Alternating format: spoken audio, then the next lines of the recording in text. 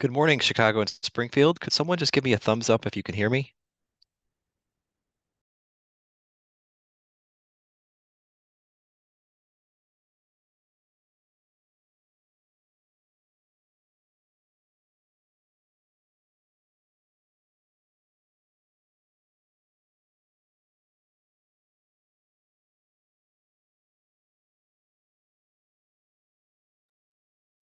Mr. Beck, we can hear you in Chicago.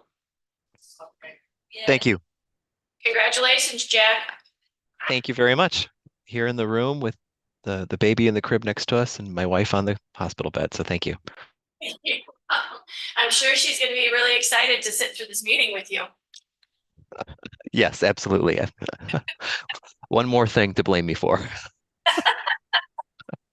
Well, anyway, thank you. I'll be muted and I forgot to bring my camera to the hospital. So all right. All right. Thank you.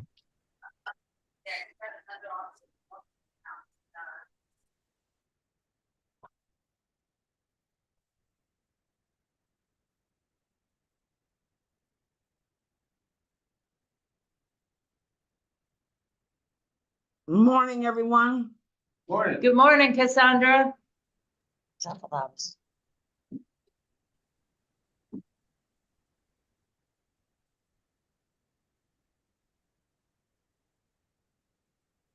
Are you feeling better? I am beginning to feel better, yes. Good. Good. Good, good. Speak for you.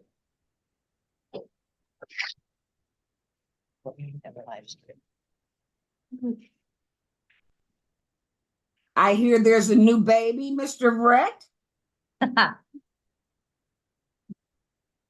Yes, there's a new baby, Gabriella Rhodes. Oh, nice. Isn't that nice? 6 pounds, 6 ounces. She is. Yeah.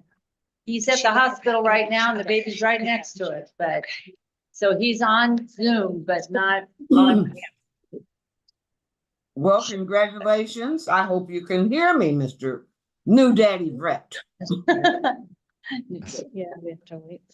Yes, thank you very much, Chair Watson. I appreciate it. You're very welcome.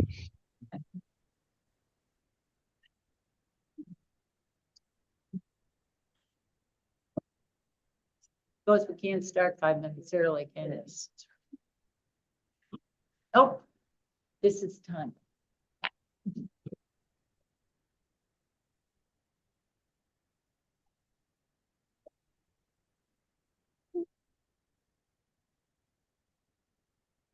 Catherine, am I still on mute? Maybe. No. Catherine, can you hear us all right down here? I can.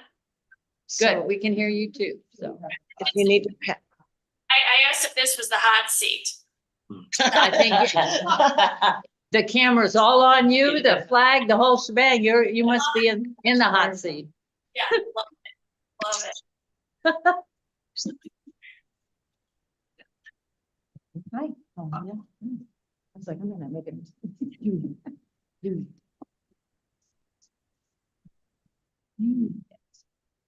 In fact, I'd start right now if I could have done it. Yeah. I think I got on my house. I'm like, right. You're a little early for me, I'm on 10:30. So I was like, yeah. This worked out. I mean, I have to leave at 7:15. Yeah. I have to drop off the dog. It'll be nice when we do. Don't let me out. Take the trees. Uh-oh, you want mine again? There's a lot of the train. You don't mind, I'll have to go out there. Oh, okay. Stay out. Sweater for the night. So, thank you. Oh, yeah, no, that's good. I kept like Hours. being The thing, I'm not the only one that can see. I carried it. Yeah. I carried it. Right? Yeah. I And get then to a place then where it was just I freezing. can't I'm remember. like, okay, well, I Yeah. got At this least you now. can layer Yeah. on. If I really had like 12 car, but I don't think I'll need.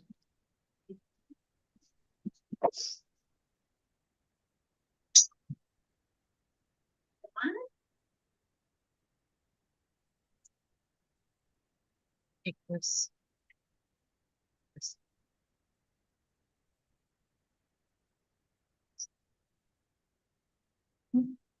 You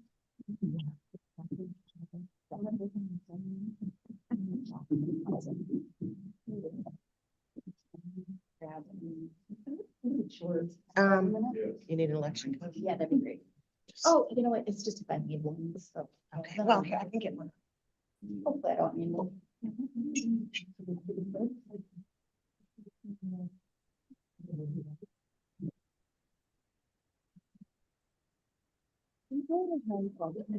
It's so nice to see the Springfield people. I feel like I'm never down here anymore.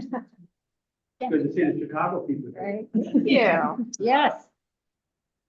Yeah, sorry, we don't get the cup as often. Should be 50-50. If the audio worked better, it would be. Can we go early? 1 minute? I think everybody's on. I think it looks like Number everybody's before is here. muted. I'm ready. All right. I will call the meeting Tuesday, May 21st, 2024, with the State Board of Elections. I'd like to welcome everybody here today. I'd like to remind the members that we have a new court reporter. And so to speak, so she can hear us clearly. And if you might, for the beginning, say your name so she can equate that with your voice. And the same for any of our people that will be speaking. And shall we stand for the Pledge of Allegiance, please? I pledge allegiance to the flag of the United States of America and to the republic for which it stands, one nation, under God, indivisible, with liberty and justice for all. Thank you. Amy, roll call, please. Ms. Ballard Croft. Ms. Cray. Here. Ms. Genovese. Here. Ms. McCory. Here. Mr. Turbin. Here. Mr. Brett. Here. Vice Chair Donahue. Here. Chair Watson. Here.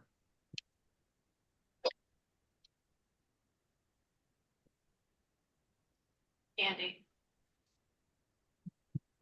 Phone's recording. We need to, certification of the advisory question pursuant to Public Act 103-586. Do you want to talk about it, Bernadette? Yeah, sure. I'll just summarize briefly. So earlier this month, the General Assembly passed and then the governor signed Public Act 103-586. We're referring to this as the mini elections omnibus. And as part of the act, there were three advisory questions that were approved by the General Assembly. And the language of that act states that the State Board of Elections shall immediately certify the questions set forth in this act to be submitted to the voters of the entire state to each election authority in Illinois. So we're just looking for a motion and approval from the board to certify those three questions as stated in the act. And then they will be placed on the ballot for the general election. Is there discussion? Do I have a motion? So moved. A second? Second. Amy, roll call, please. Ms. Ballard Croft. Yes. Ms. Cray. Before I vote, I would like to explain my vote. I have 4 problems with this. One is the General Assembly is still in session. I know there is a second omnibus bill being discussed, and I would like to see what gets put on that. 2, in Article 28-1, it specifically calls for the timely initiative and validation. I don't have a definition, nor do I think it is in our election code, of what constitutes the initiation of the question. Could someone that is out circulating petitions, is that the initiation? I would like clarification on that. 3, I don't like the idea that we are validating this or setting a precedent for the General Assembly to change dates right in the middle of an election calendar. So I am voting present. Ms. Genovese? Yes. Ms. McCrory? Yes. Mr. Turbin? Yes. Mr. Brett? For the reasons set forth by Member Cray, I'm also voting present. Vice Chair Donahue? Yes. Chair Watson? Yes. Motion passes. Motion passes. Could I have a motion to approve the minutes of April 19th, please? So moved. Second. Amy? Roll call? Ms. Ballard Croft? Yes. Ms. Cray? Yes. Ms. Genovese? Yes. Ms. McCrory? Yes. Mr. Turbin? Yes. Mr. Brett? Yes. Vice Chair Donahue? Yes. Chair Watson? Yes. Motion passes. All right. Barney, All right. report of the general counsel. Well, good morning, everyone. We have 14 campaign disclosure cases to get through today. We'll start with some settlement offers, and we have a lot of appearances on file for those. So I will call the first case, SPE versus Friends of Jesse Fuentes, 23 AS 45. I have an appearance on file from attorney Ed Mullen. Is Mr. Mullen up there in Chicago? I am here, Marnie. Okay, hello. So I will read my recommendation and then Mr. Mullen can address the board.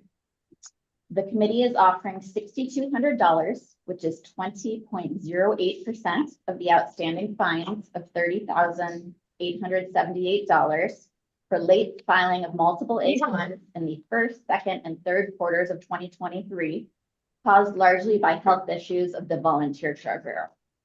The candidate has since hired an accountant to assist with the committee's finances and begun making timely filings. The offer is compliant in terms of balance and receipt ratios, but is below 50% at 20.08%. And the committee is not low dollar. Mr. Mullen notes that the offer represents half of the committee's average receipts, which are $12,402.50, and is also more than the committee's current balance, which is $2,942.46.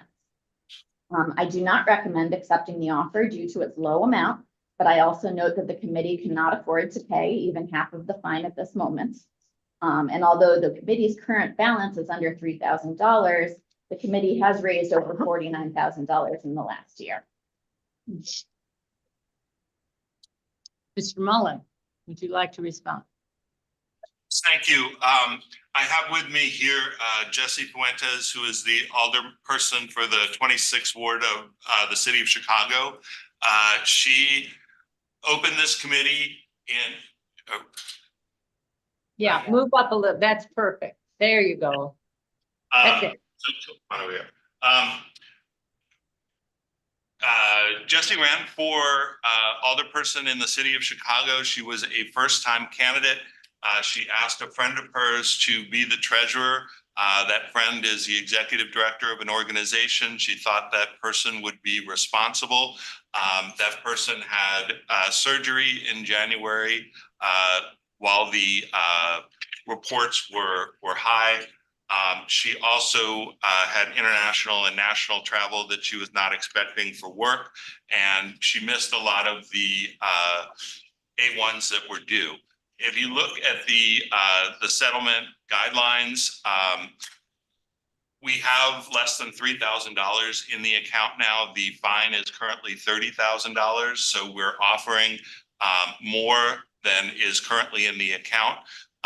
Jesse is here if the board wants to negotiate something somewhere between what we have offered and what the total amount is. We would welcome that because we'd like to get it resolved. But a lot of these A1s were after the election. So the election was in February.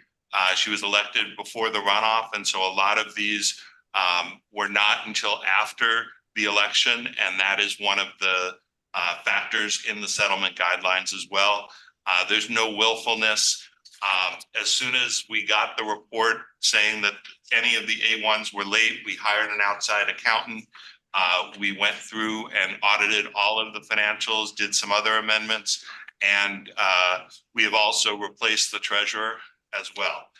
So it was a mistake. We understand there were a lot of A1s that were late.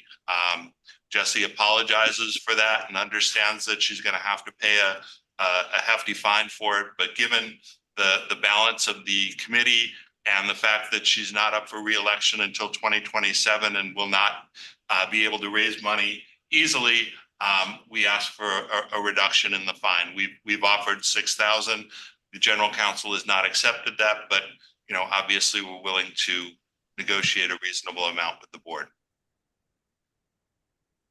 Madam Vice Chairman, Yes, Madam Chair. Attorney Mullins, did you say that you've offered $6,000? Yes, so the balance of the account for the past 4 quarters, the average balance for the account has been $12,000, and so our offer was 50% of the average balance for the last 4 quarters, which again is the current balance of the account. And Madam General Counsel, Yes. what is 50%? That would be $6,201.25. So the offer is $1.25 below what would be half of the committee's average receipts.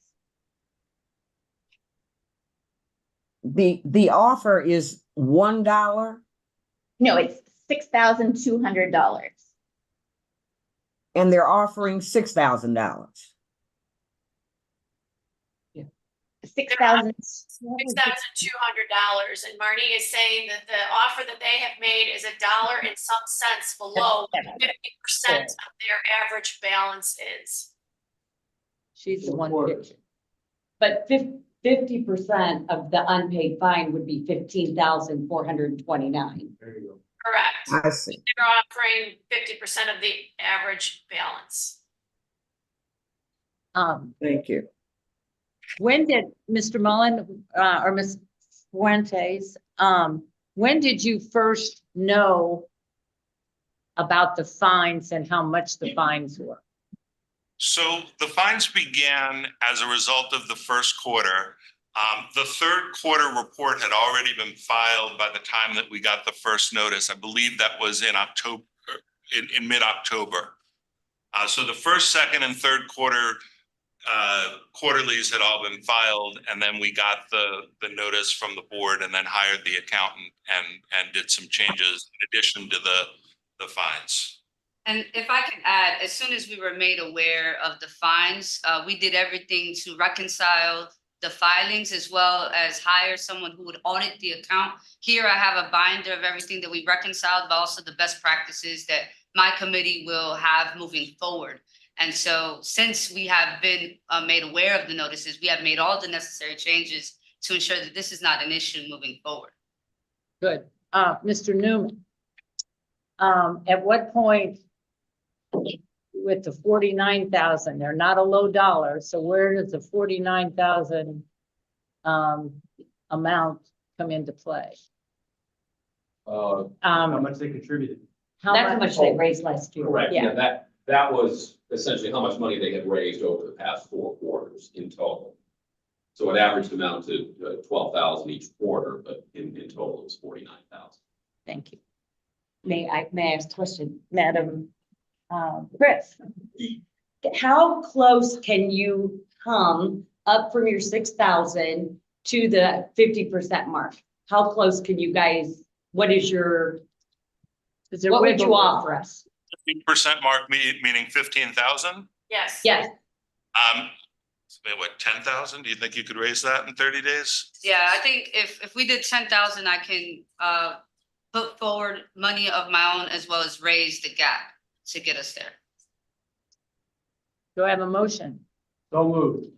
Second. The motion is to accept the $10,000 offer. $10,000. Thank you. Amy? Roll call? Ms. Bellercroft, Yes. Ms. Craig, Yes. Ms. Genovese, Yes. Ms. McCrory, Yes. Mr. Turbin, Yes. Mr. Brett, Yes. Vice Chair Donahue, Yes. Chair Watson, Yes. motion passes. Thank you both. For Thank your, you for consideration. Thank you. all right, Marnie. The next case is 3A2 SBE versus Friends of Magda Muhammad, 23 JQ 233, and I have an appearance on file from the candidate. Is the candidate in Chicago? No, What's the candidate's name, Marnie? Magda Muhammad? Magda Muhammad. Magda. Thank you. she's not here. Okay, we can go forward if the Do you board want to would go like. to the next one of an appearance, or do you want to just take care of this? It's, Go ahead. This Okay. should be quick. I will summarize this briefly. The committee is offering $800, which is 7.75%, to settle $10,325 in fines for a set of 7 A1 violations, as well as some quarterly report violations. The offer meets balance and ratio benchmarks, but is below 50% substantially, as it's only at 7.75%. The committee is not low dollar, and therefore I recommend rejecting the settlement offer. Do I have a motion So for moved. discussion? I have a motion from Member Cray. Do I have a second? Second, Amy, roll call, please. Ms. Ballard Croft, Yes. Ms. Craig, Yes. Ms. Genovese. Yes. Ms. McCrory, yes, Mr. Turbin, Yes. Mr. Brett, Yes. Vice Chair Donahue, Yes. Chair Watson, Yes. motion passes. Marnie. The next appearance we have is on agenda item 3A4, SBE versus Rich Township High School Education Association, 23 MA6.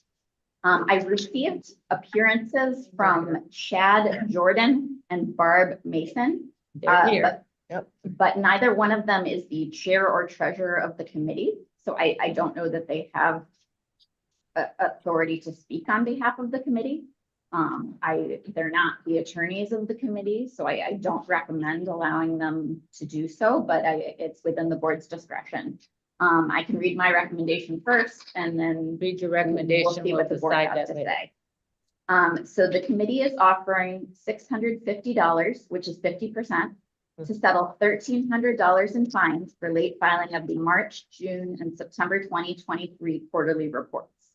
The offer is just short of the balance ratio at 47.67%, and it meets the receipts ratio. And the committee is not considered low dollar, however, it is a 50% offer. The additional information provided indicates the committee had been operating under the mistaken belief that member-to-member transfers did not need to be reported. Here, I recommend rejecting the offer as presented because it does not comport with settlement guidelines. But given that the balance ratio is only 2.33% short of 50%, a small increase may be appropriate if delivered by the appropriate person. All right. Member Cray, since you're familiar, what should I do? Yeah. I have a question for Marnie, actually, before, is that all right? Member Brett? Thank you. Member- Do you know from your conversations during the investigation what was meant by a member-to-member transfer? Yes, they said money from iPace back to the local. That's how they described it. I don't know if that makes more sense to anyone than it does to me. Does not make sense to me, but thank you. That makes sense to me either. And I have a question for Marnie also, Madam Vice Chair. Madam Chair? Yes. Madam General Counsel, you're saying that the parties that are present are prohibited from speaking to us. Why would that be? So my understanding, and perhaps they can introduce themselves and announce who they are, but they are not the chair nor treasurer of the committee, nor are they attorneys for the committee. However, finding out who they are might be helpful. All right. Can you introduce yourself? My name is Barbara Mason. I assisted with the filing of these campaign reports. And that's why I'm here. My name is Ted. Madam Vice Chair, we have to ask them to speak up. Yep. You're having that. I will hold it very carefully so I don't need.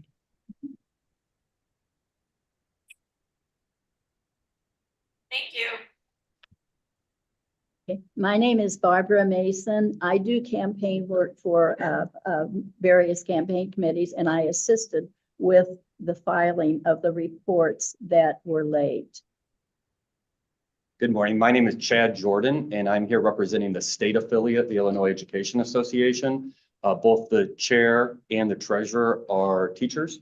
They're volunteers in those roles and were unable to leave the classroom today. So I am here available to answer any questions that might be relevant as far as from the state level organization. Okay, so your position is you were authorized to be here by the chair and treasurer? They're aware we're here, yes. Okay. And Barb, are you contracted with the campaign to do the reports on a monthly basis, on a quarterly basis? I started in the beginning of 23 as a consultant to IEA as filing the campaign reports for the school districts, and I did several school districts for them. All right. I'd like to hear them talk. Uh, I'd like to hear them talk. I think they have enough credibility here. I agree with Member Turbin. Hang on. I'll get to- Mm-hmm. Yeah, I need you to have another speaker there because I can't hear anything.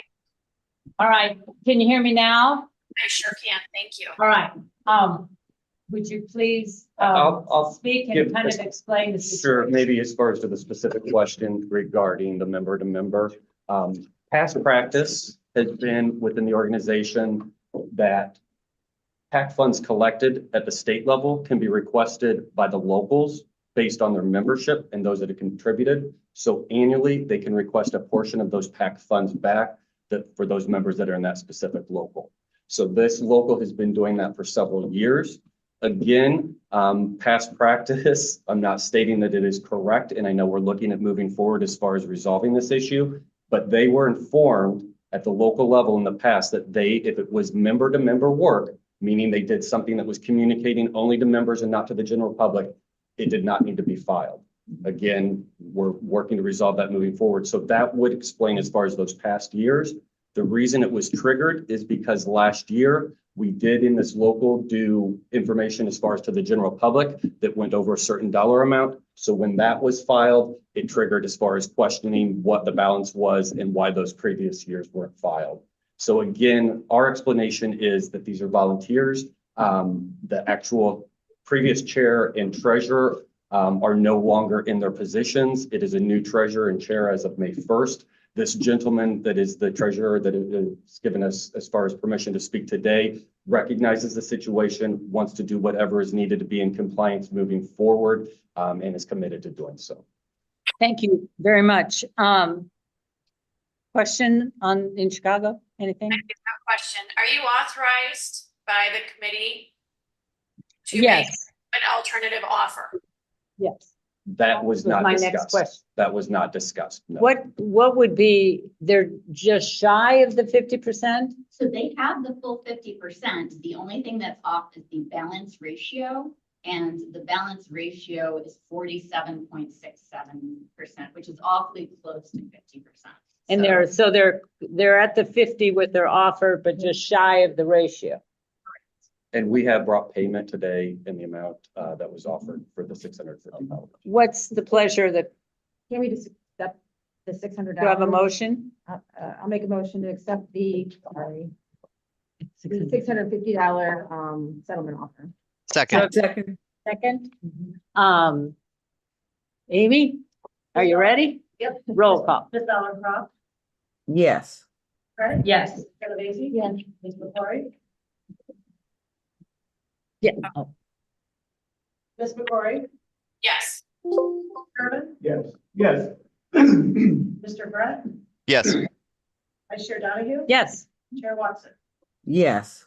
Motion passes. Marnie, we've got Yeah. John Pretty here on 3A3 in Chicago. Can you call that case, please?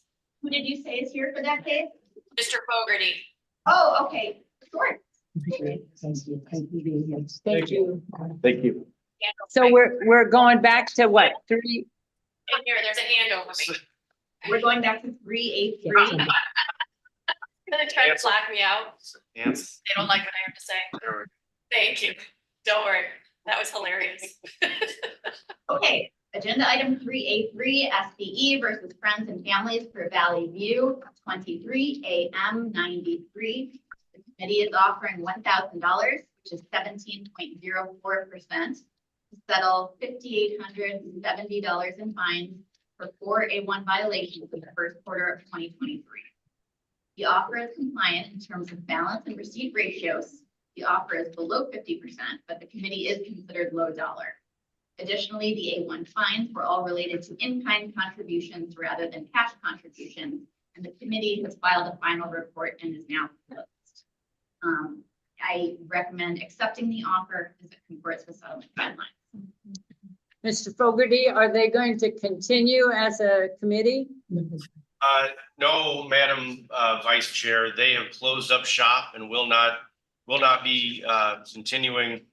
They have no money, but the principal who was behind this committee while it was active, admits his errors, didn't understand what he was doing, and is coming out of pocket $1,000 to settle this. Well, they don't need to. I would like to make a motion since they have finalized out. Mr. Fogarty, I trust your word that they will not become a committee in the next 2 years. And this fine will be abated at that time. I would like to make that motion. Do I have a second? Nope. Did I not? I just have a question. Is the committee willing to remain closed for 2 years so that the fines abate? Mr. Fogarty, is the committee willing? I mean, if they finalized out, not going to run again, they're done.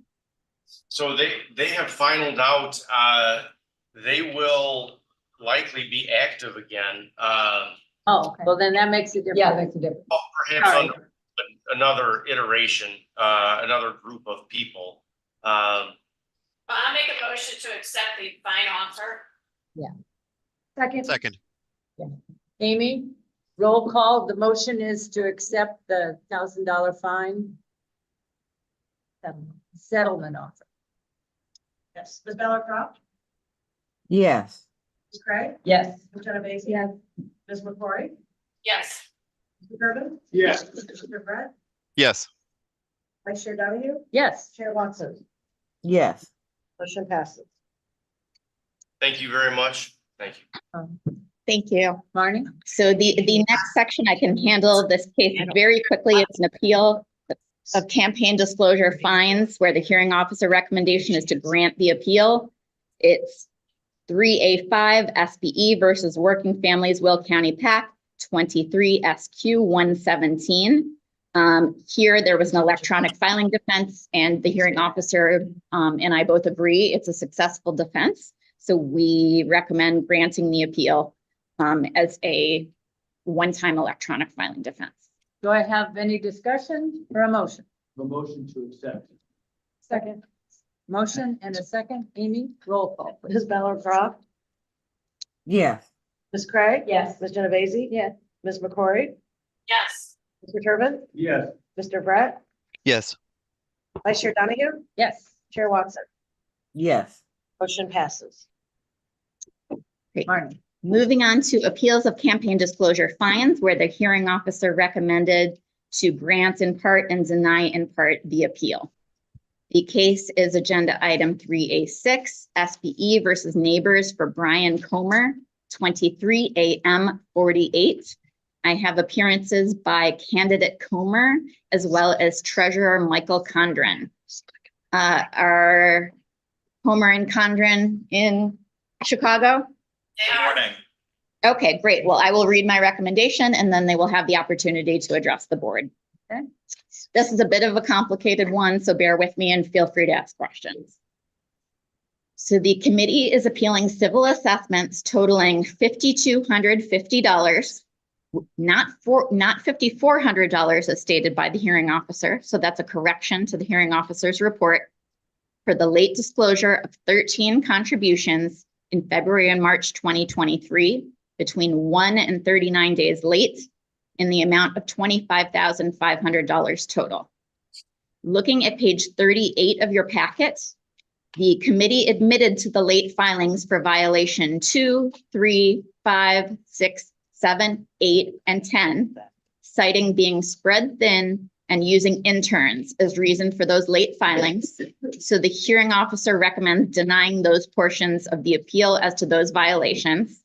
I agree that they should be denied, but I would supplement the opinion to state that the appeal as to those violations is denied for lack of an adequate basis. There was no adequate defense presented. Use of interns is not something that is statutorily recognized. Now, the hearing officer recommends granting the appeals as to violations 1, 9, 11, and 13, and I agree because the committee submitted documents showing the A1 disclosures were timely filed, and the committee's reporting was amended to provide the correct contributors and/or dates of deposit.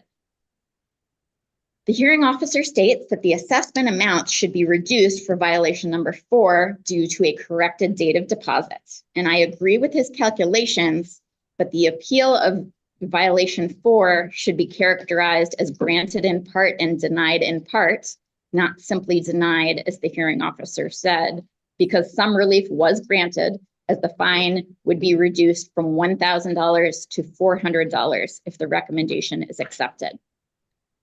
The remaining issue is a bit confusing, even more so than the rest of the matter. So for violation number 12, the hearing officer appears to have concluded that the original assessment letter should have assessed a $300 penalty and not a $150 penalty, but that after considering an amended date of deposit provided by the committee, the appropriate fine is in fact $150. It's my recommendation that the appeal of violation 12 should be denied as to the amount of $150 because that was the correct amount for the assessment in the first place, and it's unchanged from the information on the assessment letter. However, the appeal can be granted as to the corrected date and number of days late appearing on the assessment letter. So as to violations 4 and 12, they would both be granted in part and denied in part. Now, as shown on page 34 of your packet, the assessment total would be reduced from $3,230, reduced to $3,230, and that is a reduction of almost $2,000 in fines from the original amount, which was $5,250. So thank you for listening. It was a mouthful. Yep. I'm going to try to figure out how the motion's going to be made, but we'll worry about that later. Mr. Condren? Yes. Yep, and Mr. Comer. I'm the treasurer of the campaign, and I'm here with Mr. Comer, who was our candidate. This is a campaign that is no longer. So one thing we did not note is there is a de minimis balance in the remaining account of $3,044.96. So I'll just point out that the amount of the fines would exceed the amount of the balance. There's been no fundraising, I think, in over a year, maybe 14, 15 months. And I'll turn it over to Mr. Comer. It wasn't certainly that we were dealing with interns. It was that the folks mislogged items, and they were actually putting the dates of the check rather than dates of the deposit is what we first caught. So as treasurer, we've since corrected all of those items. We have not yet filed a final report for the campaign, but ready to do that and reassess and maybe even dissolve this campaign as it moves forward. I'll turn it over to Mr. Comer for comments. Mr. Comer? Thank you for your time this morning. Yes, if you look at the violations, I was a first-time candidate running in an election with 4 volunteers. In the last 2.5 weeks, we brought on a young graduate who we had trained on the ins and outs of filing our financial reports.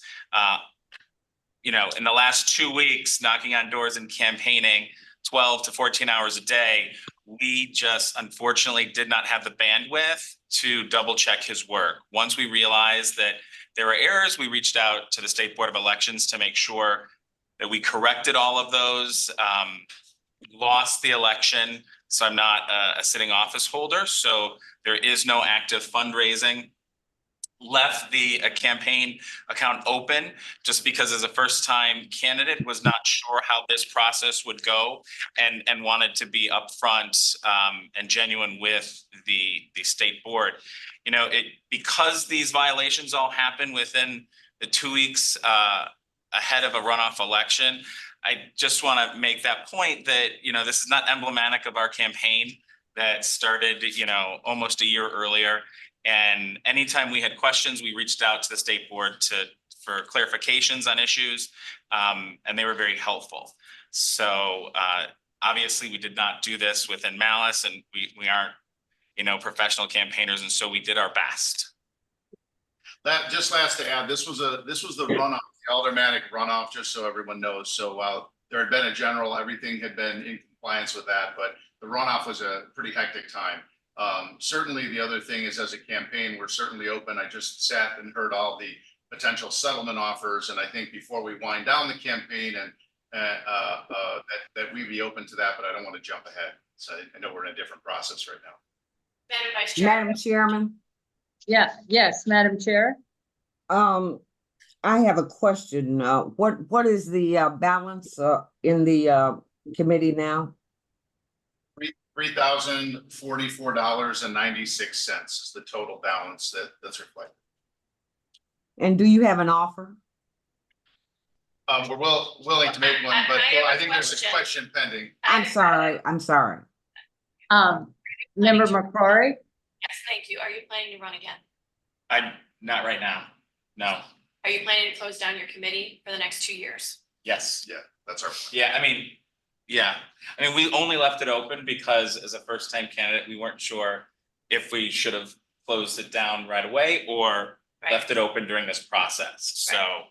But that was my recommendation, to your point, that we don't intend that this committee be active for the next 2 years. We could file a final report. I encourage to keep it open while we went through this process. Sure.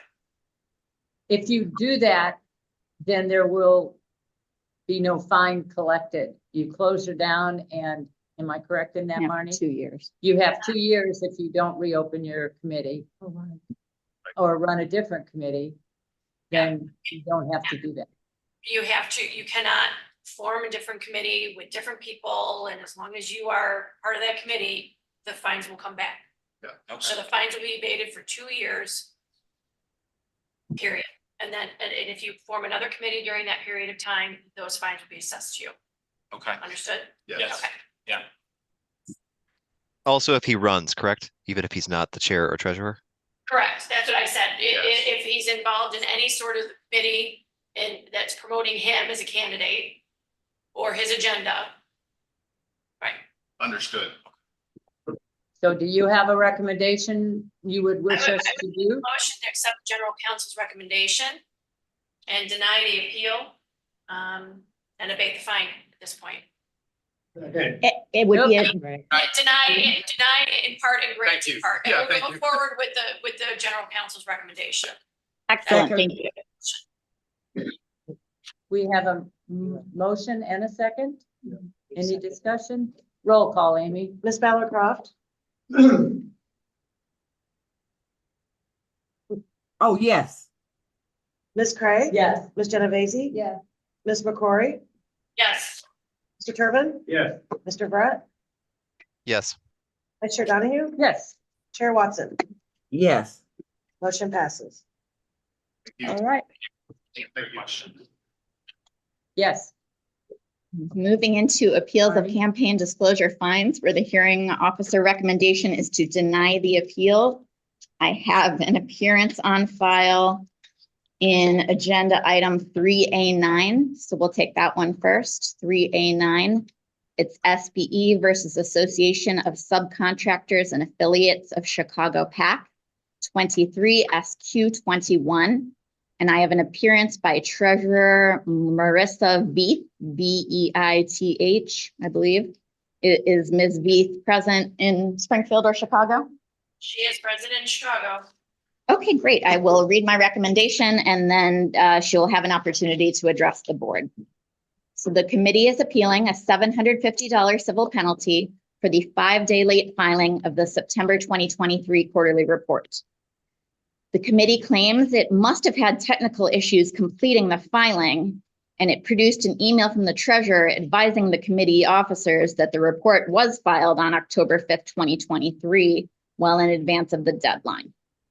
The committee then received a board notice in the mail indicating that its quarterly report was delinquent and had not been filed, prompting the committee to file the report. The hearing officer mentioned the committee is also signed up for automatically generated email notices of their failure to file quarterlies, which it should have received the day after the filing was due. Here, I agree with the hearing officer that the electronic filing defense is not applicable because the committee did not contact board staff for technical assistance with its filing issue, and agree with the recommendation to deny the appeal. Marissa? Good morning. Yes, thank you for the opportunity to appear and speak with you today. As mentioned, I was fully under the impression that the filing had been completed as I emailed my officers to share the filed report. I did learn upon receiving the recent letter with the proposal to deny our appeal that the email notification had been sent out the day after. And if it had successfully landed to me, I would have had 72 hours, according to my understanding, to notify the State Board of Elections of a technical error. I did speak with Tom Lena in the Springfield office immediately upon receiving that communication, since I've never received an email since I've served as treasurer since 2021. And I did confirm with him that he had a previous treasurer's email address on file for those communications, who has not served in that capacity since 2019. So that information is something I'd like the State Board of Elections to consider. We do take our filings very seriously and try to establish a set of checks and balances to successfully ensure that that occurs each quarter. And thank you so much. And I'm, open to additional questions if there are any from the board. Are there questions? Any discussion? I just want to make sure that I have this correct. You're saying that our office had an incorrect email address. Correct, and that was verified by Tom Lena from the Springfield office last week. I have a question. All right, hang on. Member Craig, when you found out that there was, I'm questioning why you didn't call into question the email previously, because looking at the hearing officer report, the March 2019 report was delinquent, the June 2019, the September 2019, the December 2019, the March 2020, the June 2020. I would have asked somewhere in there, why am I not getting these email notifications? So because those have been delinquent quite a bit, and I would have been questioning these a couple of years ago. Why am I always delinquent? Absolutely. I was not aware that email notifications were a part of the process, as stated in my explanation letter. I actually recommended that the state put a system in place to put forth email communications, evidencing that I was totally unaware that that was even a function that was occurring. The previous set of fines that are listed at the top were a result of the previous executive director and treasurer that was responsible for this campaign. She did not complete a single filing within about a 3-year period, which I discovered my first day as executive director and new treasurer on this account. So I have to kind of agree with you. I'm not sure how I was unaware of these email notifications as well for this amount of time.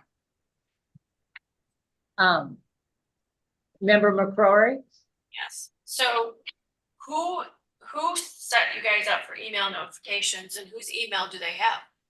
They have Ginny at asachicago.org, who was the treasurer prior to 2019 and prior. I am not aware of who set up email notifications. And when you took over as a treasurer, did you correct the email address? With the, I input all of my correct information into the system as treasurer into the website. Is there, Andy, is there another way, or is there a way for them to, other than just putting it into their filings, to correct email addresses? When a committee files a D1 statement of organization, on that form, there is a spot if you want to receive email notifications right below the committee's address. You would put in the email address that you want, and you can click that box, and then we will send email notifications to that email. Hang on, hold it, Stop, hold stop, it. Stop. And- Who is speaking? That's Andy, And slow down. step forward and turn around and state your name and spell it. Andrew Nauman, Nauman. All right, now you can continue. Okay, on the D1 statement of organization, which is a form that committees can file when they have new officers or committee address or anything. When they file that D1 statement of organization, there's a spot on that form on the top of it to indicate if they want to receive email notifications. If they mark the box and put in an email address, we will update that information. But if that's not done, we will continue to send it to the other email address that would have been provided previously. Would there be an opportunity to see if the D1 I had filed to become treasurer did have that information? Yes, hang on.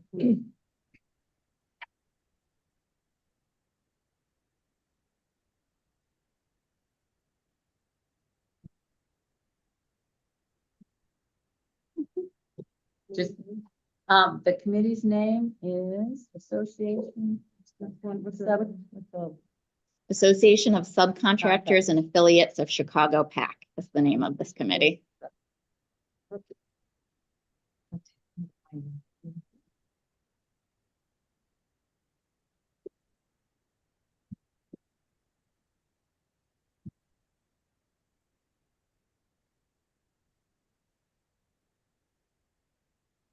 I think Tom.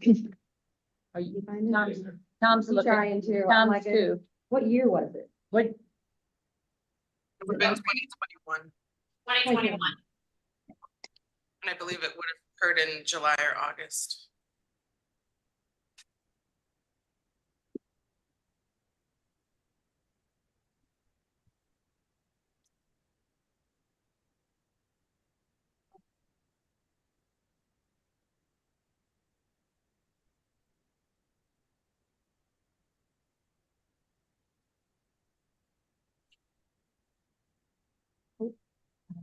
Got it? Got it. Hang on, we got it.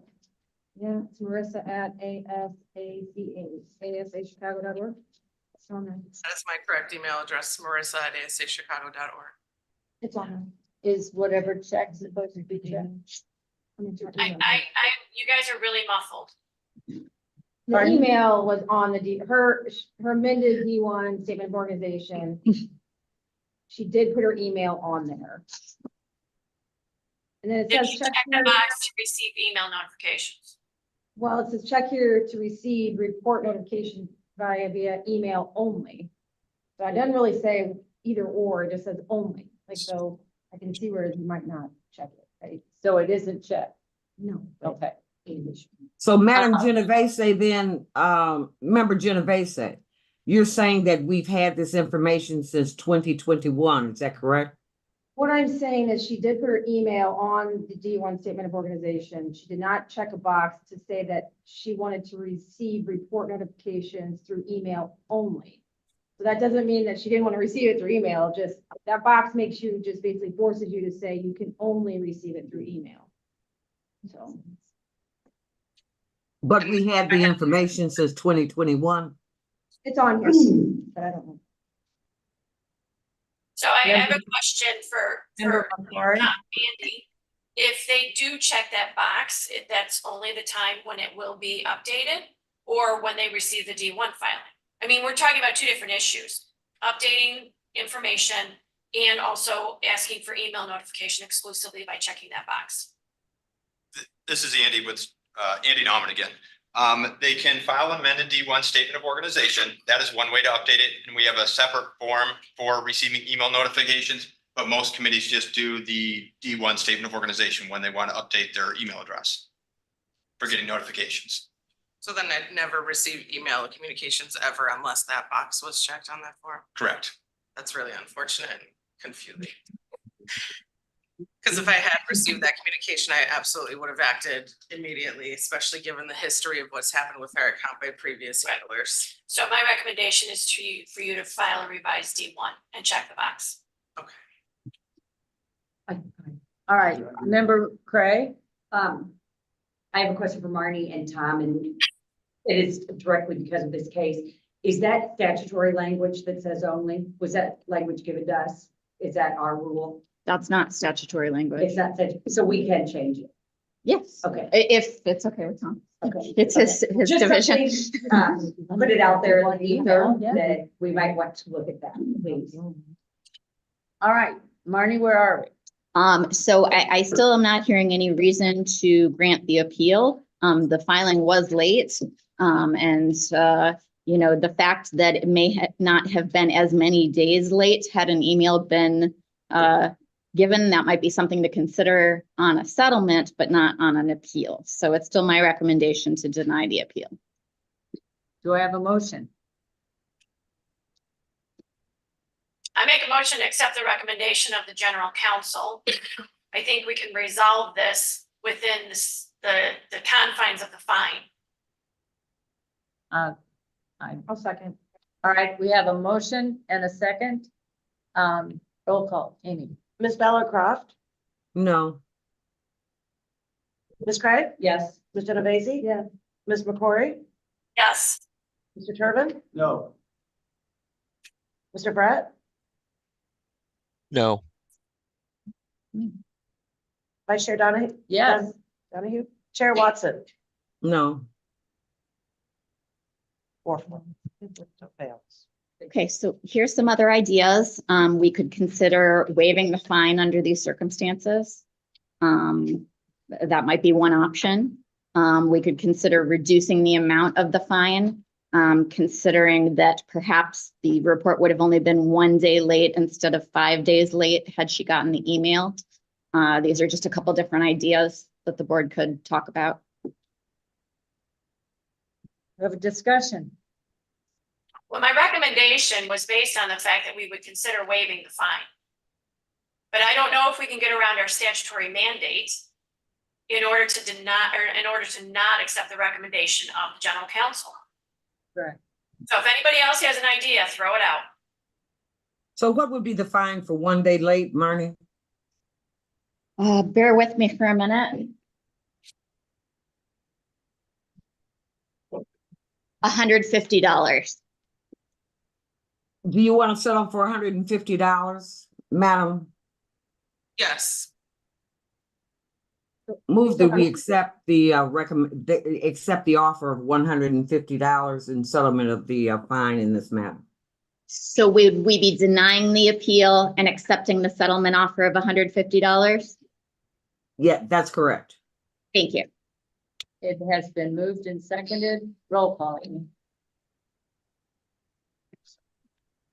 Ms. Ballard Croft, Yes. Ms. Craig, Yes. Ms. Genovese? Yes. Ms. McCrory, Yes. Mr. Turbin, Yes. Mr. Brett, Yes. Vice Chair Donahue, Yes. Chair Watson? Yes. Motion passes. Thank you all very much. And you filed that D1. Yes. Don't forget to file. So I do not have any other appearances on file, so I want to ask, is there anyone else in the Springfield office or the Chicago office who is here on an appeal? Oh, you are Magda? Magda Muhammad has shown up in Chicago. Well, her case was already ruled We've upon. already resolved that. Can you let her know what that ultimate ruling was again, Marnie? The offer was denied, rejected. Okay. So what do I do? So talk to staff and make another offer. All right. Marnie? So seeing as how no one is here on any other appeal matters, I do have 2 appeals that vary slightly from the hearing officer recommendation. So I'd like to call those first. First, I would call agenda item 3A11. It's SBE versus We the People Party. 23 SQ 123. So that's A11.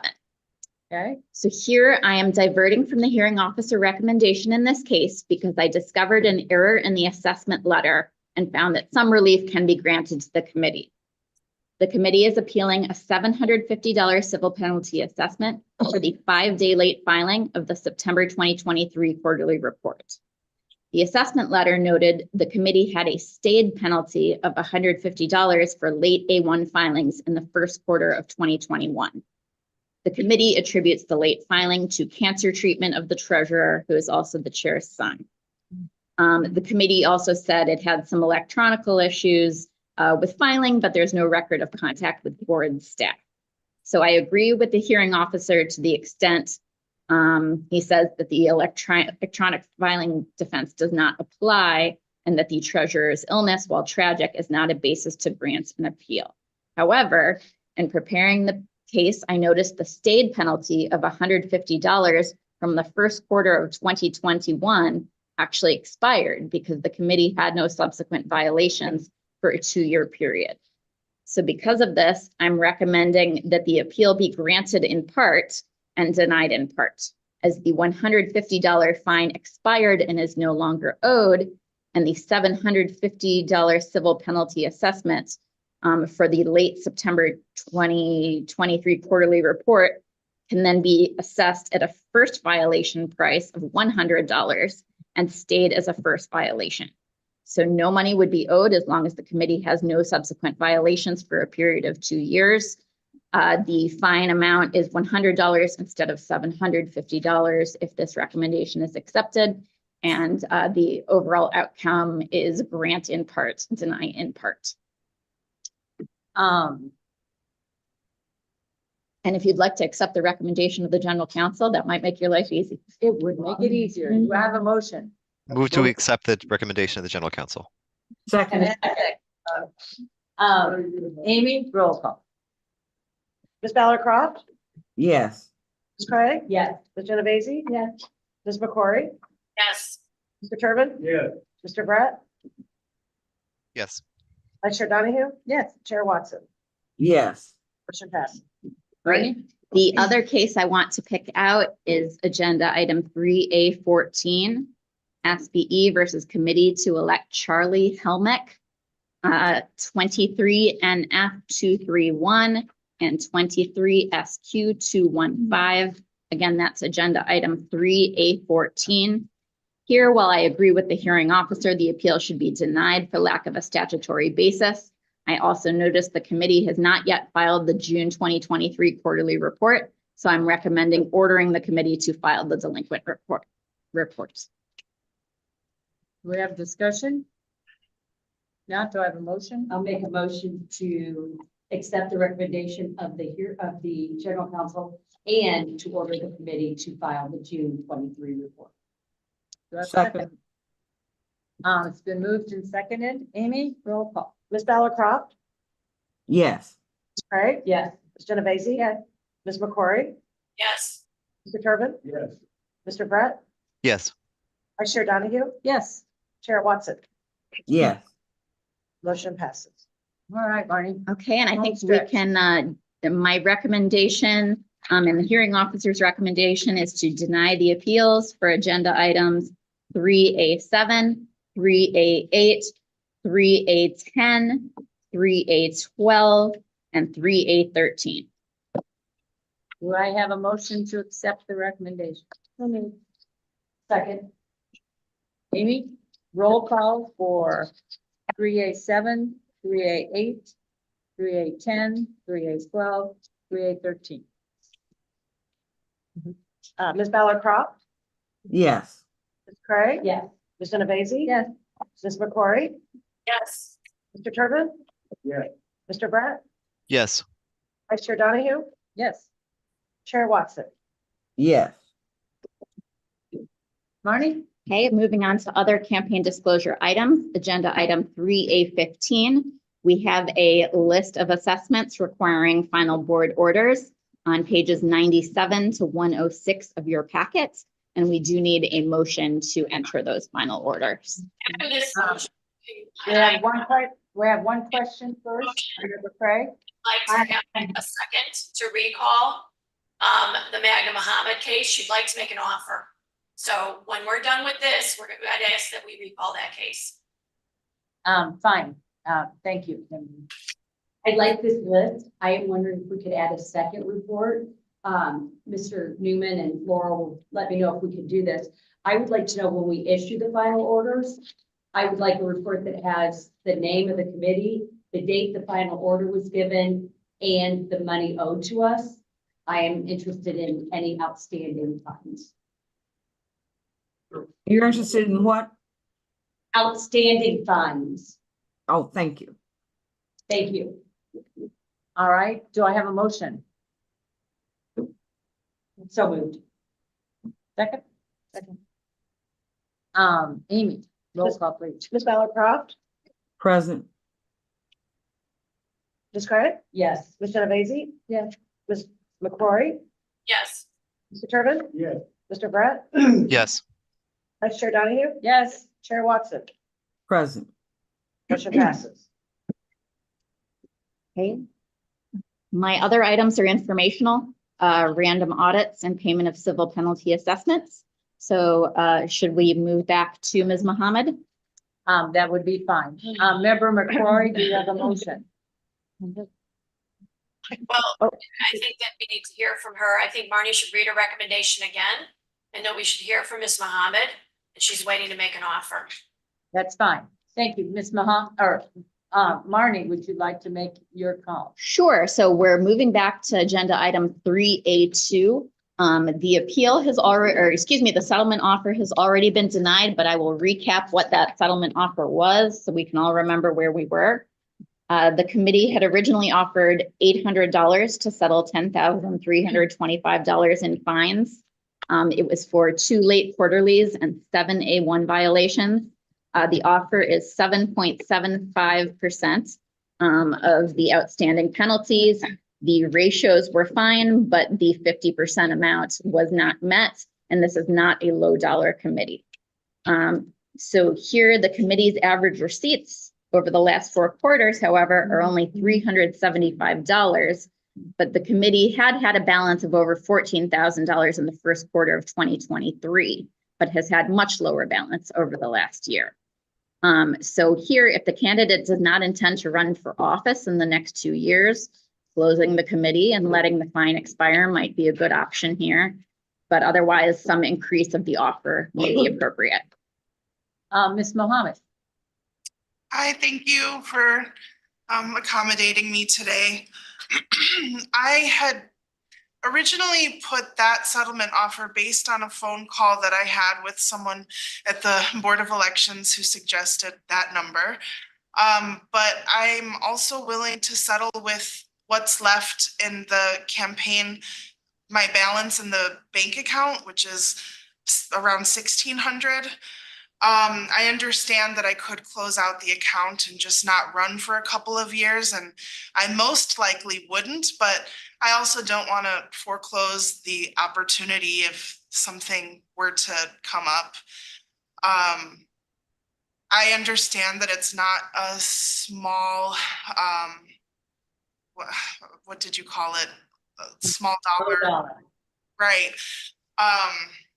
But it was a very small office and a very, you know, I'm nobody and I'm a full-time student and I didn't know a lot about what I was doing, and the campaign manager was directing me as much as he could.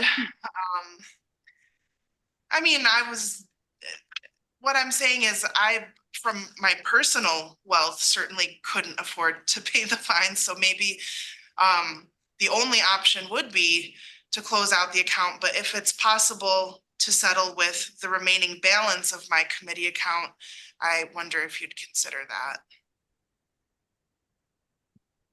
I'm thinking out loud, maybe that's, if you are not planning on running in the next 2 years, but you want to be available just in case, isn't there something there you can just, if the fine would not be applicable unless you up the committee. So if you final out the committee, the fine is moot. And if you want to run in the next 2 years, then you'll have to pay the fine. But there wouldn't be any option to lower the fine at that point, right? No, It'd be full amount, so then, right? yeah, Tom? Sure. So she could certainly close the committee now. And if she decides to run again sometime in the next 2 years, she could come back at that point with another settlement offer. Okay, So that is an option. Yes. okay. Do you understand that, Ms. Mohammed? Yes. So you can keep this, you won't pay a fine if you don't run in the next 2 years. If you do decide to run, then you can come back and we'll talk settlement. But there would need to be a final report filed before that 2 years could begin. Okay. You'll need to file a final report. Did you, Catherine, can you?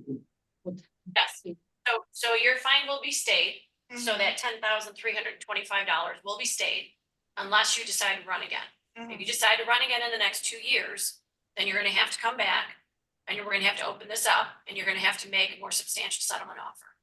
So the fine is not actually stayed. It is due and owing, but if it's not paid for 2 years, then it expires. Right. But you have to close your account. Right, and you have to make your final filing. You have to do your So- final, because you won't, that 2 years will not start tolling until you make that final filing, correct, Marnie? Correct. And I mean, if she would like to settle today, she can settle today. I think the board's just looking for a way to give some different options. That's up to you. What's right? It's up to you. Really, I can't tell you what to do. If you can accept the settlement offer now so that it's just kind of off my chest, that would be great. And if it's denied, I guess I would try again later. Oh, no, we'll accept what you want at this point in the way you're, we were just trying to give you another option where the 1,600, we always would like to check. Catherine, do you want to make the motion, please? Well, I was just gonna say, Marnie, I mean, we can accept the 1,600, right? We're not, I mean, I know the ratios aren't there, but we have the latitude to do that, correct? The ratios are there. It was the 50% that wasn't there. So I think that a $1,600 offer is perfectly fair here. Oh, perfect. Okay, I'll make a motion to accept general counsel's recommendation. And I also make a motion to accept the candidate's offer of $1,600 in settlement of the fines. Second. Amy, roll call, please. Ms. Miller Croft, Yes. Ms. Craig. Yes. Ms. Genovese. Yes. Ms. McCrory, Yes. Mr. Turbin, Yes. Mr. Brett, Yes. Vice Chair Donahue. Yes. Chair Watson, Yes. motion passes. All right. Okay, all set. Thank you. Marnie? That is everything for me. The informational items are within your packet if you'd like them, but otherwise I think it's Bernadette's turn. Thank you very much. Okay, thank you. Executive Director Bernadette. All right, I'm happy to proceed unless anyone needs a break. I know you all have to be in your seats. We're first. cool. We're Okay, ready. great. All right, the first item of my report, just making sure that Mr. Wecklocker is let into the room. Yeah. It is actually something I'm going to send back over to legal just to do a summary. This is a board consideration of a petition to amend the Illinois Constitution that we received. It was filed with the Illinois Secretary of State December 7th of 2023. And then they transmitted it to us on December 14th of 2023. And it is like we said, a petition to amend the Illinois Constitution. Legal provided a summary of the petition and a recommendation as to whether it be certified by the board. So at this point, if Marnie, or I know that Jordan Andrew also provided the summary and helped with the recommendation. So if somebody just wants to summarize for the board, that'd be helpful. Jordan, are you? Yes. All right. You're ready to go. Yes. My name is Jordan, Jordan, Andrew, Andrew. I'm Deputy General Counsel for the board. Here, Mr. Weckbacher, as Bernadette stated, filed a petition, and the petition reads to repeal Article 8, Section 5 of the Illinois Constitution. The petition also came with 5 nomination petition pages signed by a total of 23 voters. Here, the recommendation is to not certify this public question to the ballot for the 2024 general election for the following reasons. First, the public question is impermissible under Article 28 of the Election Code.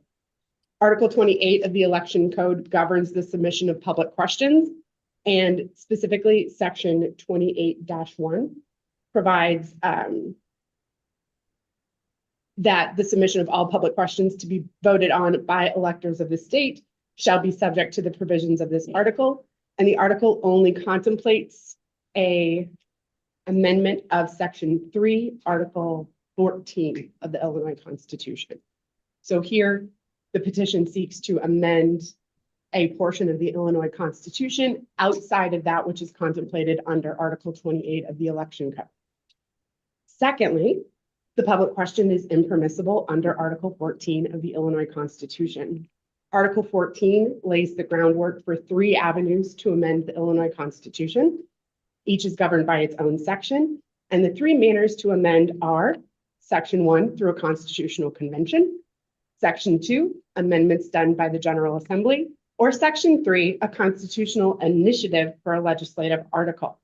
That initiative is to amend the portion of the Illinois Constitution, which is governed by the legislative article of the Illinois Constitution, which is Article 14. So, because the petition that was filed with the Secretary of State and delivered to the State Board of Elections seeks to amend a portion of the Constitution of the state of Illinois that is outside that contemplated by the Illinois Constitution and therefore also by the Election Code, it is my recommendation and the recommendation of the General Counsel that we do not certify this public question to the ballot for the 2024 general election. His name is Weckbacher. Can you hear me? Hang on, Mr. Weckbacher. It's Weckbacher. Yes, that's me. Thank you. First off, I'd like to state that the Illinois Constitution does have the ability to change our Constitution. However, Article 14 also states that we may change legislative Article 4 through a process given by the state law. What's not enumerated in there is that we can change, as the people, a constitution that we have, and there's no restrictions on other things. There's only a restriction on an Article 4, which we may change and follow the rules.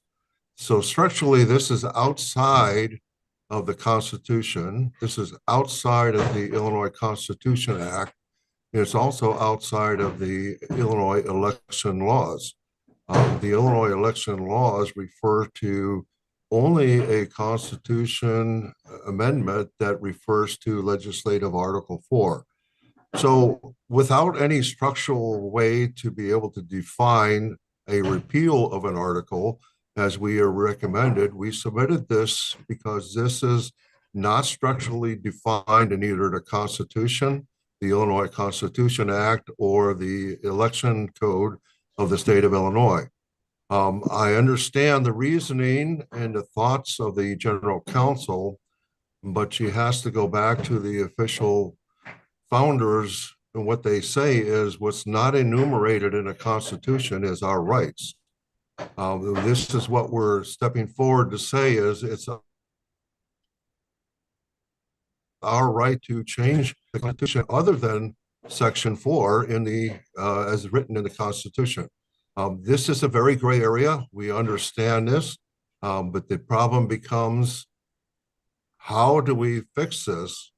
More or less, we have submitted a proper petition signed by people to the proper authorities, which is the Secretary of State, and they furthered it on to you. For you to deny our right to be able to submit this to the general public under the conditions that we have submitted it becomes an issue because there is no structural requirement for something outside of Article 4 of the legislation. That's all I have to say. Thank you, Mr. Reckbacher. Any other comments?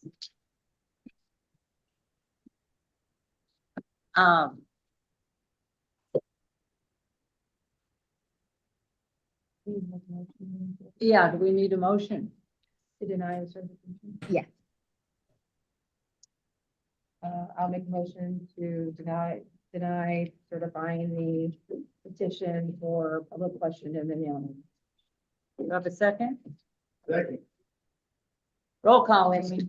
Ms. Ballard Croft, Yes. Ms. Craig, Yes. Ms. Genovese, Ms. McCrory, Yes. Mr. Turbin, Yes. Mr. Brett, Yes. Vice Chair Donahue, Yes. Chair Watson. Yes. Motion passes. Was Mr. Westphal speaking via Zoom? Or was Yes. he present in Chicago? He was speaking via Zoom.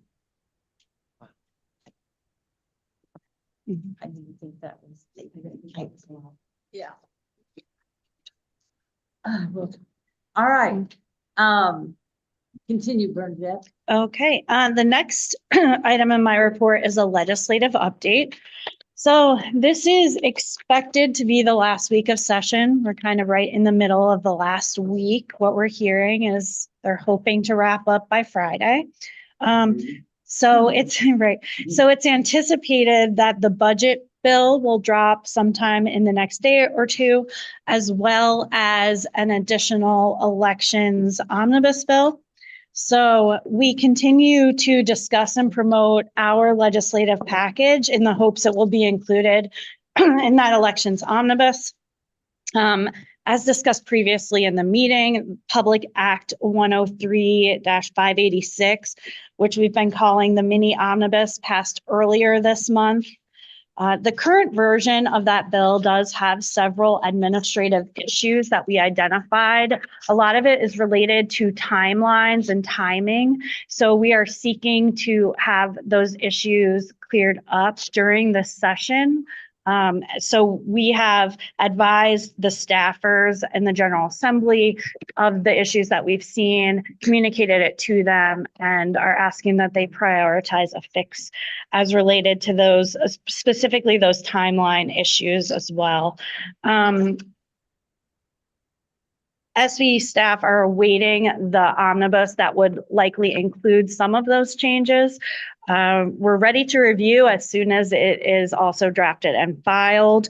Typically, we work after hours, so if it is filed, in the evening, we're kind of all on deck. All the directors are ready to review any substantive language related to their operations so that we can advise of any administrative issues pretty much in real time.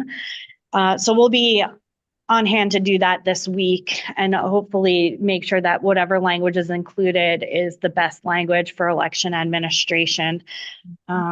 I did want to note that as related to the mini omnibus that passed earlier this month, it did change, which I'm sure you're generally aware of from media reports and a lot of political discussions. It did change how we accept certain candidate petitions related to vacancies and nomination. We have continued to accept anything that is filed with us, though. We will continue to do so throughout the regular vacancy and nomination period, which is June 3rd. There is also a court case related to the Public Act that Marnie will brief in executive session. And then a full briefing of any of the legislation that does pass this month will be provided next month once staff are able to analyze whatever is final and be able to brief on the impact that it will have for our agency or for the election authorities, particularly as related to administration. That's kind of where we're at with legislation. Again, it's up in the air, but we have been working throughout this session a lot, and the subcommittee is aware with identifying language issues as they've arisen. And so right now, I think we don't know what will be included or what would be passed, but we do feel that we've at least been able to, get our voice heard as far as when a major language issue has presented, so that we've been able to communicate that and suggest a language change if it's appropriate. And then finally, a ranked choice voting and systems task force update was requested. The task force met again earlier this month. They're continuing discussions related now to the actual drafting of their report to the General Assembly, which will be due. SB staff continues to provide administrative support. We've also provided information related to the testing and certification process. It seems like that is what the task force has requested the most information from us on, and we have provided that as timely as possible. They are meeting again on Tuesday, May 28th. And again, those meetings seem to be revolving around the actual drafting of the report at this stage. So we attend, we provide the resource information when requested, but otherwise that task force is independently progressing.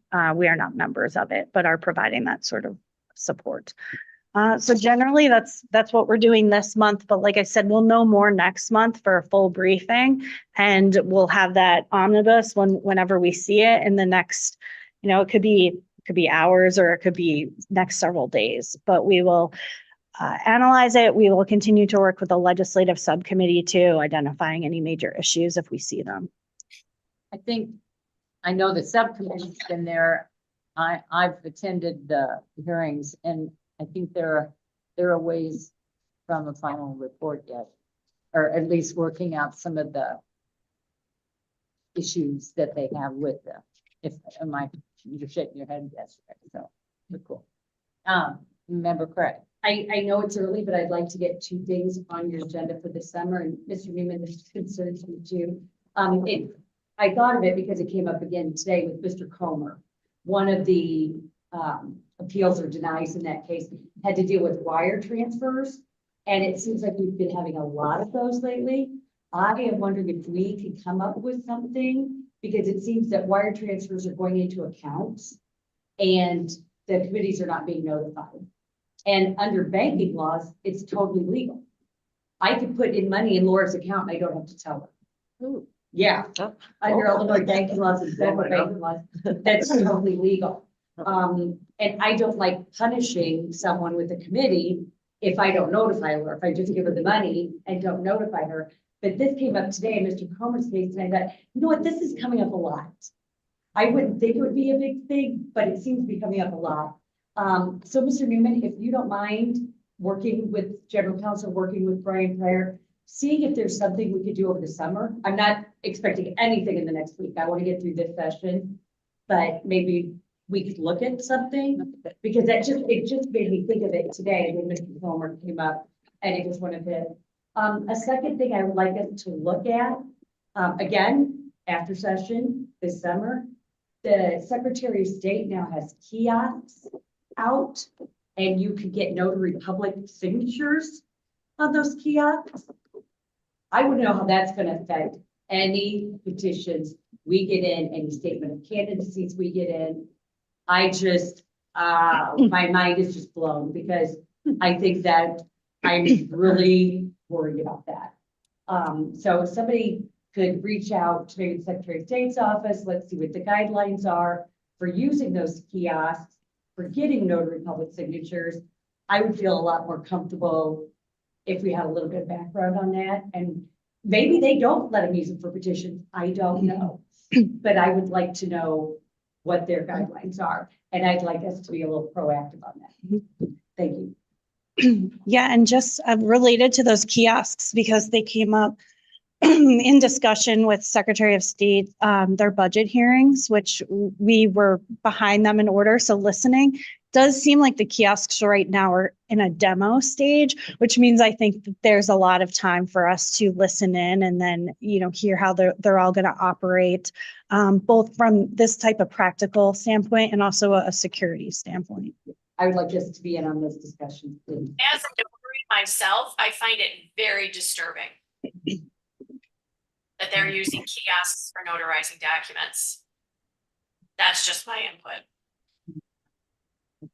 I also wonder if we should also consider the expansion recently of the electronic notary and if that will have impacts on the petitions. I don't think it'll be as critical as the kiosks, but just something else to consider. I don't even know how to. You mean like a remote notary, Jack? Yeah, they just We've been changed the doing that rules. for real estate, and Right. I'm surprised that there hasn't been any issues yet.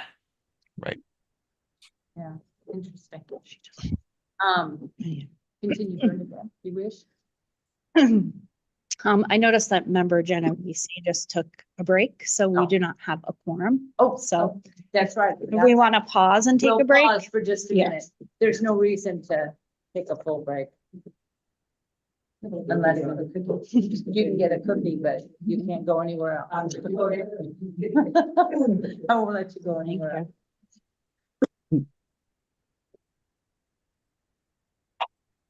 Yeah, because, I mean, I can.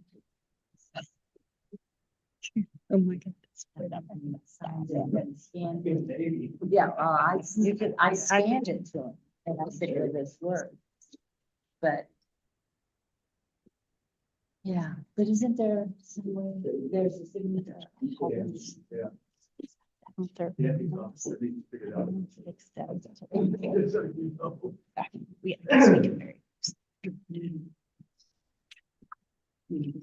Yeah, we need to.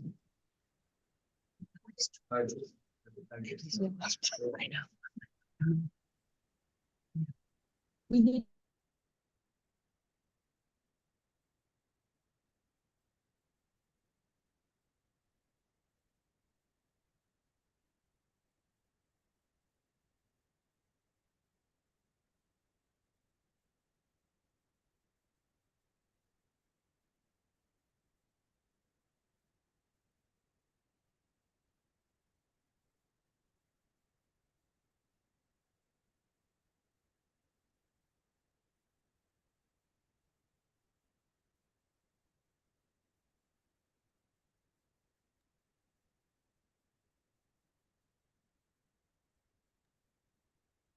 To those of you in Chicago, it looks like Springfield has frozen on my screen. Oh, you're right. They have frozen mine. Oh, and there they go. Okay.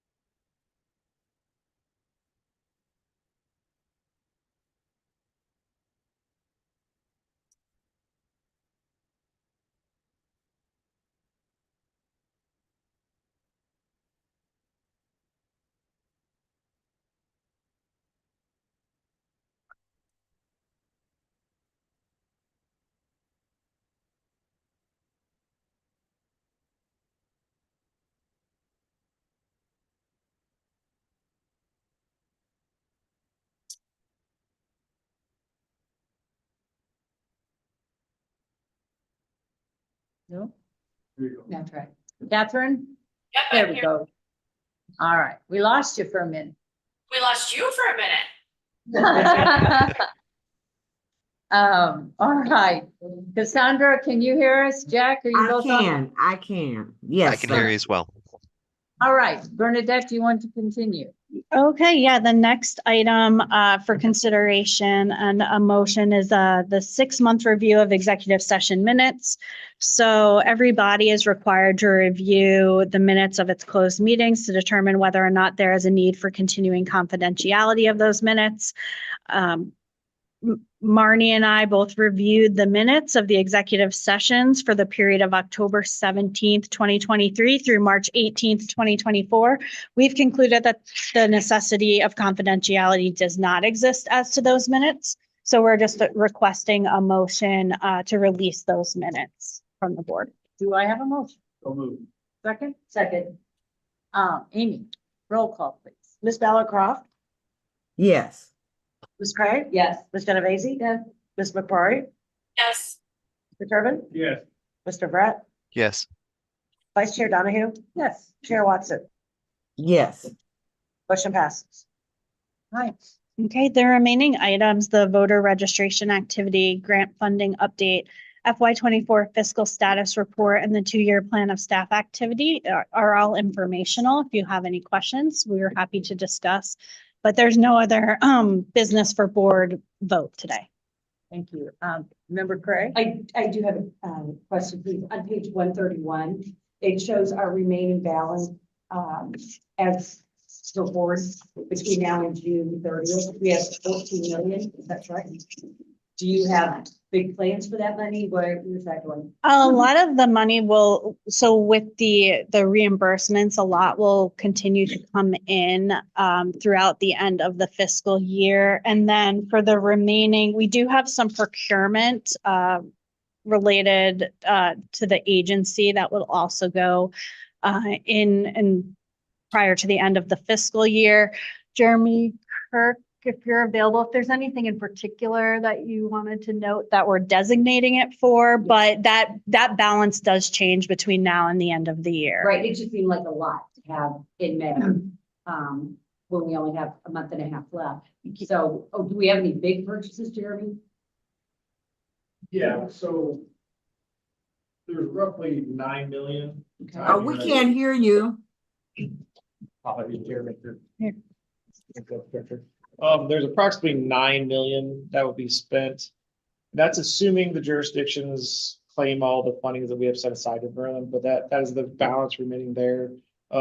Information technology, there's currently a 1.8 outstanding, and I suspect that they're going to get close to spending roughly 1 million of that over the next course of the next month and a half as well. So payroll will obviously reduce down to closer to 0 as well over the course of that time period. Because this is as of 4/30, so there's still 2 full months of payroll to run. And then we are going to be spending out some of the federal grant money we have for the, not the EASE grant, but the IEMA, DHS grants, security cameras, et cetera. We are going to be paying those towards the end of May into June and getting those reimbursements for the end of fiscal year too. So that will be another couple $100,000 as well. So. Cool, thank you. I have a question. I mean, Member? I think that you answered that, just like I needed to hear it, because it's consistent with each year when those questions are presented to these guys. And they wait to the very end to make sure that when they get the money, it's appropriated at the end so that they have money at the very end of the rainbow. So it's very good that you answered those questions. Yeah, I will add one caveat to that too, just one additional piece to Member Turbin's point. When we're going through an election cycle, it's very difficult. Technology is one of our biggest costs.